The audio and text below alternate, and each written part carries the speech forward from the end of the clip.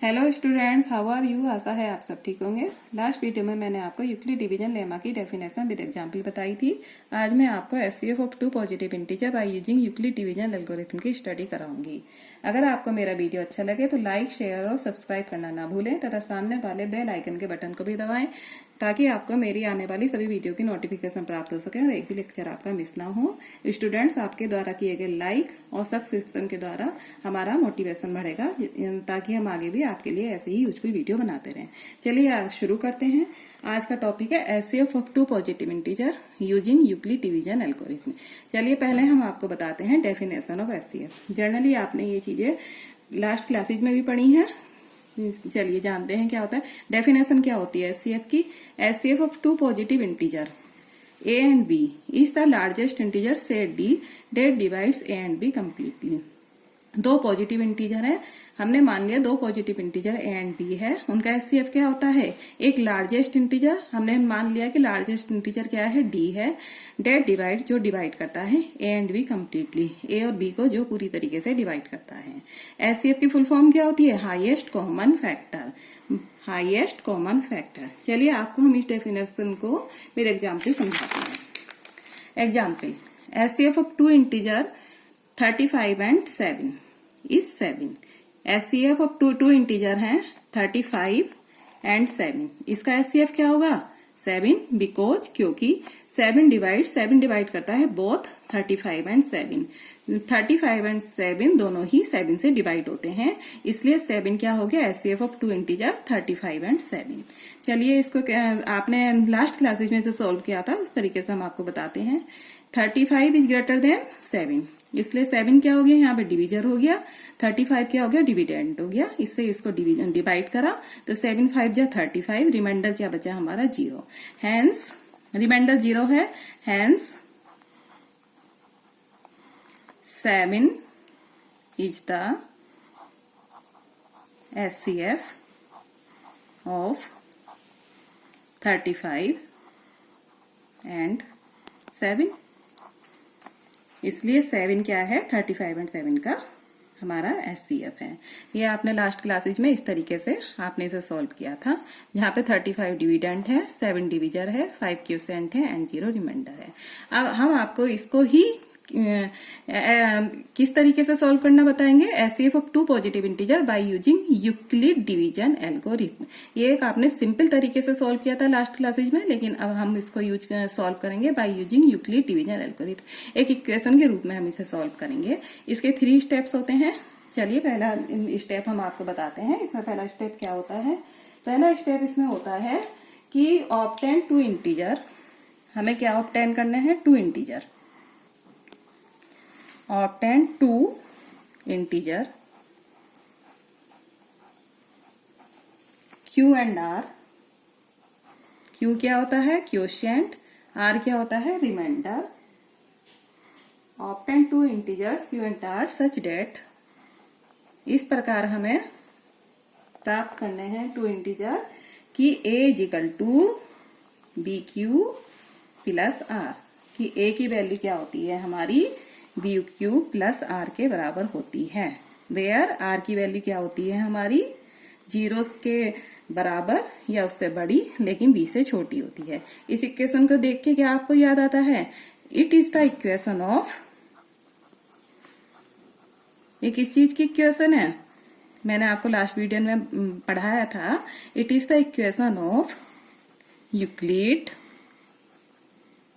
Division algorithm. ये किस चीज की है इक्वेशन हमारी, यूक्लिड डिवीजन एल्गोरिथम। अब हमको जो एचसीएफ सॉल्व करना है इसी इक्वेशन को यूज करके करना है। और पहले हमने लास्ट क्लास में सिंपल तरीके से इसको यूज किया था, सॉल्व किया था, और अब हमको इस इक्वेशन को यूज करके इसको सॉल्व करना है। चलिए हम आपको स्टेप सेकंड बताते हैं। स्टेप सेकंड क्या होता है, अब हमें क्या करना होता है, इफ एक कंडीशन होती है हमारे आगे, if r is equal to 0। r क्या है यहाँ पे, रिमाइंडर। यदि रिमाइंडर की वैल्यू क्या आती है हमारी, 0 आती है, देन तब b क्या है हमारा यहाँ पे, b क्या है हमारा यहाँ पे, divisor. B is the HCF। क्या होता है? B is the HCF। तो इसमें क्या होता है, हमारे 2 स्टेप्स लिए हैं अभी, इसके 3 स्टेप होते हैं टोटल, लेकिन हम अभी आपको 2 स्टेप के ऊपर आधारित एक एग्जाम्पल दिखाएंगे जो हमने पीछे करवाया है। इसी एग्जाम्पल को हम by using the Euclid division algorithm के द्वारा आपको दिखाएंगे। उसके बाद हम आपको 3rd स्टेप बताएंगे।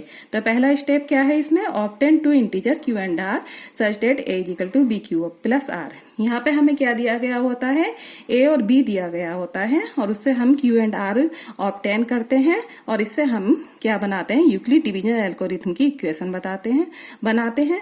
उसके बाद यदि रिमाइंडर आर की वैल्यू क्या हो जाती है? हमारी 0 हो जाती है। देन बी क्या होता है? हमारा डिवीजर, वो ही क्या होता है? हमारा रिक्वायर्ड एचसीएफ होता है। चलिए, जो हमने आपको पीछे एग्जाम्पल बताया था जिसमें आपने सिंपल तरीके से लास्ट क्लासेज में करा था, उसी को ही हम by using the Euclid division algorithm के माध्यम से आपको बताएंगे ताकि आप इसको और भी आसान तरीके से सीख सकें। चलिए स्टार्ट करते हैं। हमने पीछे क्या पढ़ा था? HCF of 2 integer. कौन कौन से इंटीजर हैं हमारे? और एक बात का ध्यान रखिएगा, हमेशा जो हमारा एचसीएफ निकलता है हमेशा पॉजिटिव इंटीजर लेते हैं, इसके लिए कभी भी निगेटिव इंटीजर नहीं लेते हैं। 35 and 7 bye using Euclid division algorithm. चलिए, अब इसको हम यूक्लिड डिवीजन एल्गोरिथम के माध्यम से आपको सॉल्व करके बताते हैं। तो एचसीएफ किसका लेना है हमें? 35 and 7। तो अप्लाई हम क्या करेंगे इसमें? क्या अप्लाई करेंगे हम इसमें? Euclid division algorithm. चलिए, कैसे अप्लाई करेंगे हम देखते हैं। अब 35 और 7 है, तो इसमें ग्रेटर डिजिट कौन सी है? 35। स्मॉलेस्ट डिजिट कौन सी है हमारी? 7। तो यहाँ पे क्या है? ग्रेटर डिजिट क्या है? 35। स्मॉलर डिजिट क्या है? Is equal to 7। हैंस क्या हो गया? 35 इज ग्रेटर देन 7। सो हम क्या करेंगे? हेयर 35 क्या हो गया हमारा? डिविडेंड, और 7 क्या हो गया हमारा? डिवीजर। ठीक है स्टूडेंट्स, 35 क्या हो गया? डिविडेंड, और 7 क्या हो गया हमारा? डिवीजर। अब हम क्या करेंगे? 35 को 7 से क्या करेंगे? डिवाइड करेंगे। ये किसके इक्वल होता है हमारा इक्वेशन में? ए के इक्वल। ये किसके इक्वल होता है हमारा इक्वेशन में? बी के equal, because equation of Euclid division lemma क्या होती है? Is A is equal to B Q plus R. Okay student, तो हमको क्या प्राप्त हो गई? यहाँ पे क्या हमने गेट कर ली? ए एंड बी की वैल्यू हमने गेट कर ली। हमें पता है कि ए और बी की वैल्यू क्या है। तो हमारा इसका पहला वो क्या था step? Obtain 2 integer Q and R such that A is equal to B Q plus R की वैल्यू 0 और बी के मिड में होती है, बी से छोटी होती है और 0 के बराबर या बड़ी होती है। हमें यहाँ पे ए और बी की वैल्यू का पता चल गया है। अब हम क्या गेट करेंगे इससे? क्यू एंड आर की वैल्यू। तो चलिए क्यू एंड आर की वैल्यू निकालते हैं। अब इसके लिए क्या करेंगे हम? 7 को 35 से डिवाइड करते हैं। 7 5 जा 35, रिमाइंडर क्या बचा हमारा, 0 बचा।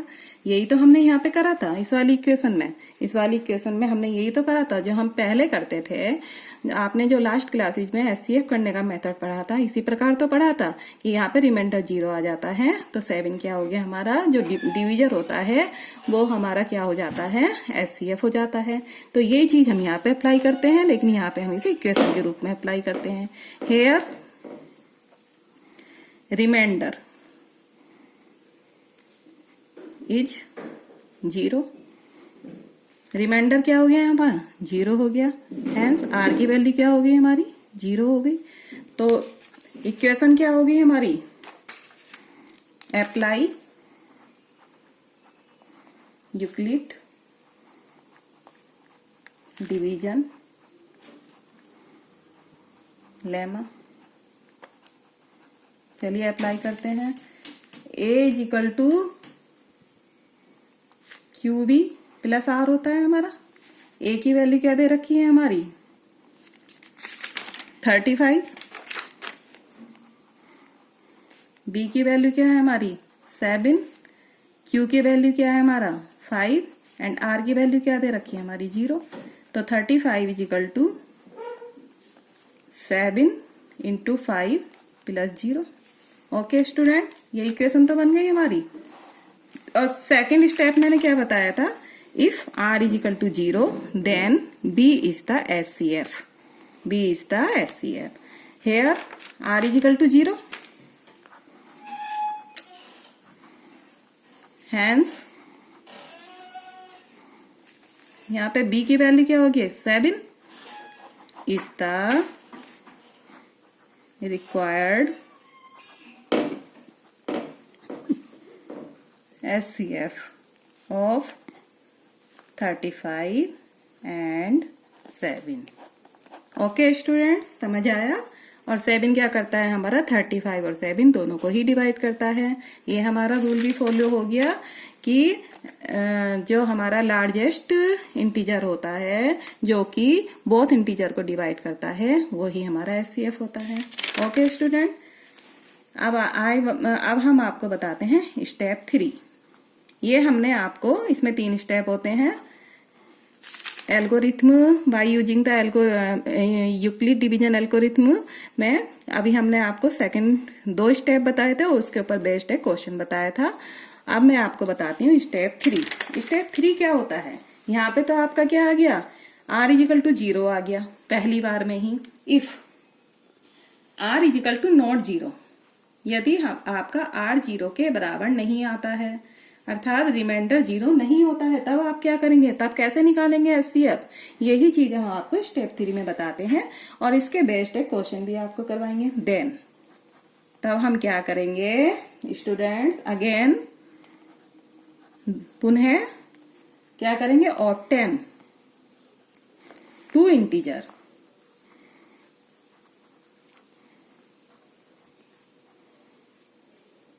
And continue till the remainder becomes 0। और जब तक कंटिन्यू करेंगे कि जब तक कि हमारा रिमाइंडर 0 नहीं आ जाता। The divisor when reminder becomes 0 is required HCF। The divisor when remainder becomes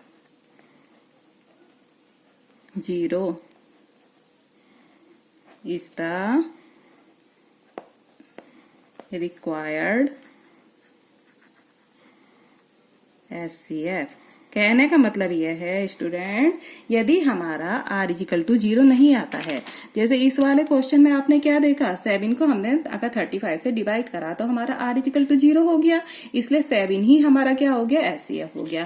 लेकिन स्टेप 3 ये होता है स्टूडेंट, यदि r 0 के बराबर नहीं आता है तब कैसे आप HCF निकालेंगे, तब हम क्या करेंगे, देन अगेन ऑब्टेन 2 इंटीजर्स, तब हम पुनः 2 इंटीजर ऑब्टेन करते हैं and continue till the remainder becomes 0। और जब जब तक हम वो ऑब्टेन करते रहते हैं इंटीजर, जब तक कि हमारा रिमाइंडर 0 नहीं आ जाता, क्योंकि एचसीएफ गेट करने के लिए हमारा रिमाइंडर 0 होना मस्ट होता है, और जो लास्ट वाला डिवीजर होता है वही हमारा एचसीएफ कहलाता है, वही हमारा रिक्वायर्ड एचसीएफ होता है। चलिए हम आपको एग्जाम्पल के माध्यम से इसको भी अच्छी तरीके से समझाते हैं। तब आप कहेंगे मैम ये तो बहुत आसान है। बेटा मैथ्स बहुत आसान होता है। चलिए हम आपको समझाते हैं विद एग्जाम्पल। चलिए एग्जाम्पल बताते हैं। Find HCF of 75 and 30 by using Euclid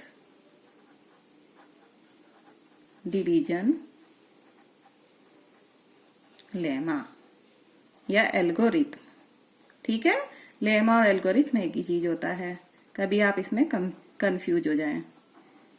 चलिए अब हम कैसे गेट करेंगे, चलिए हम जानते हैं। सबसे पहला तो वही प्रोसीजर करेंगे जो हमने लास्ट एग्जाम्पल में करा था। तो ये थ्योरी भी लिखनी बहुत मस्ट होती है जो मैं आपको समझा रही हूँ। लास्ट क्लासेज के एचसीएफ निकालने में और इस क्लास में यही अंतर होता है कि यहाँ पे आपको इक्वेशन फॉर्म में दिखाना है और लास्ट क्लासेज में आपने सिंपल फॉर्म में दिखाया था। तो ये जो मैं आपको थ्योरी लिखवा रही हूँ इसके भी लिखने की अच्छी तरीके से प्रैक्टिस कीजिए। ओके, चलिए पहले हम स्टार्ट कैसे करेंगे। Apply Euclid division lemma. ठीक है, क्या होता है हमारा Euclid division lemma? A is equal to B Q plus R, where R की वैल्यू क्या होती है हमारी 0 के बराबर होती है या बड़ी होती है, लेकिन बी से छोटी होती है, ये कंडीशन होती है हमारी। अब हम यहाँ पे क्या दे रखा है, गिवन हमें क्या दे रखा है, ए और बी की वैल्यू दे रखी है। 75 is greater then 30, hence A की वैल्यू क्या हो गई हमारी 75, बी चीज क्या है हमारा डिविडेंड सॉरी, जो ग्रेटर होती है डिजिट वो क्या होती है, डिविडेंड होती है। जो स्मॉलर डिजिट होती है क्या होती है हमारी, डिविजर होती है। ओके स्टूडेंट, चलिए अब हम क्या करेंगे, 75 को 30 से डिवाइड करते हैं। 32 जा 60, रिमाइंडर क्या बचा हमारा 15। अब आप देख रहे हैं रिमाइंडर यहाँ पे 15 बचा है, which is not equal to 0। पीछे वाले एग्जाम्पल में मैंने आपको क्या बताया था कि इसमें पहली बार में ही रिमाइंडर 0 आ गया था, इसलिए 7 क्या हो गया था हमारा एचसीएफ। लेकिन यहाँ पे क्या इस यहाँ पे क्या कंडीशन लगती है कि हमारा रिमाइंडर 0 नहीं आता। अब हम क्या करें, चलिए बताते हैं। Here remainder R is not equal to 0। ठीक है, तो 15 is not equal to 0, hence इसलिए क्या करेंगे अब हम अगेन अप्लाई, हम फिर से अप्लाई करेंगे। क्या करेंगे अप्लाई, यूक्लिड्स डिवीजन। अब ये चीज आप ध्यान से देखिएगा, मैं किस किस डिजिट के बीच में अप्लाई कर रही हूं, यही मेन चीज है इसमें। लेमा बिटवीन क्या करेंगे, एक तो डिवीजर कौन सा है हमारा 30 एंड रिमाइंडर 15। जो यहाँ पे डिवीजर और रिमाइंडर है उनके बीच में हम यूक्लिड डिवीजन लेमा क्या करेंगे, अप्लाई करेंगे। नाउ अब क्या हो गया हमारा, देखिए स्टूडेंट इसे कैसे सॉल्व करेंगे। 30 इज ग्रेटर देन 15, अब ये क्या बन गया हमारे, ये 30 बन गया हमारा डिविडेंड और 15 बन गया हमारा डिवीजर। ओके स्टूडेंट, आए समझ में। अब क्या हो गया हमारा, अब हम किस किस चीज के बीच में अप्लाई करा है यूक्लिड डिवीजन लेमा, जो हमारा रिमाइंडर 15 था और जो हमारा डिवीजर 30 था। अब यहाँ पे 30 is greater than 15, hence A की वैल्यू क्या होगी हमारी 30, बी की वैल्यू क्या होगी हमारी 15, ये क्या हो गया हमारा dividend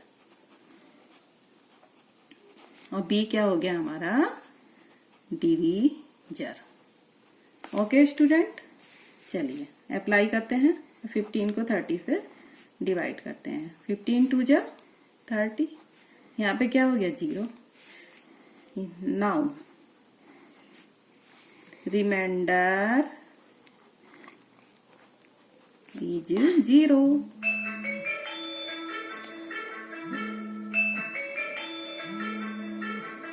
Now remainder is 0. Hence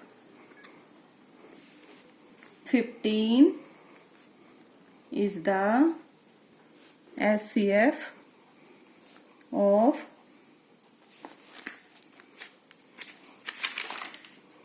75 and 30.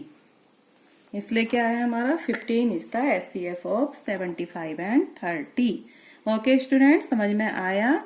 जब हमारा स्टेप थर्ड में क्या था कि if r is equal to not 0 then again obtain two integer and continue till the remainder become 0. हमारे यहाँ पे क्या हुआ कि पहली बार में रिमाइंडर 0 नहीं आया, इसलिए हमने अगेन अप्लाई करी यूक्लिड्स डिवीजन लेमा. अब किस किस चीज के बीच में हमने अप्लाई करी? एक तो जो रिमाइंडर था हमारा 15 और जो डिवीजर था 30. अब क्या हो गया? 30 ग्रेटर देन 15 हो गया. इसलिए यहाँ पे अब क्या हो गया हमारा? 30 जो है डिविडेंट हो गया और 15 हो गया डिवीजर हो गया. अब हमने 30 को 15 से डिवाइड करा, 15 2 जा 30. अब हमारा रिमाइंडर क्या हो गया? 0 हो गया. Now the remainder is 0. Hence अब जो डिवीजर 15 है वो ही क्या हो गया? SCF of the 75 and 30. Okay student, आशा है आपको ये वीडियो ये क्वेश्चन अच्छी तरीके से समझ में आया होगा. अब हम आपको एक्सरसाइज 1.1 का एक क्वेश्चन करवाते हैं और बाकी आपको कल करवाएंगे. चलिए नेक्स्ट वीडियो में करवाएंगे. Exercise 1.1 question number 1. Find SCF between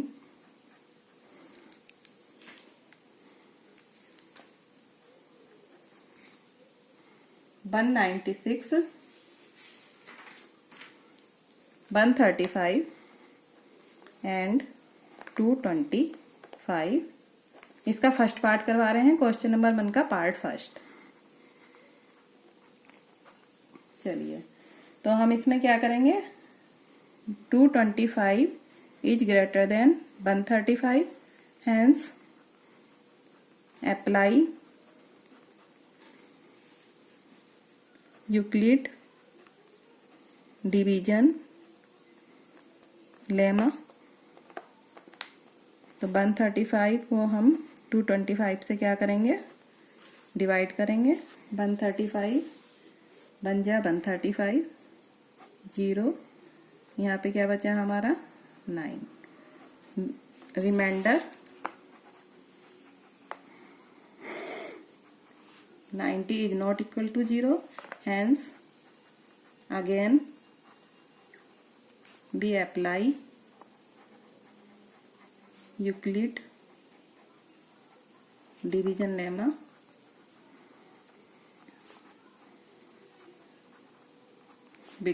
For 135 and 90. 135 is greater than 90.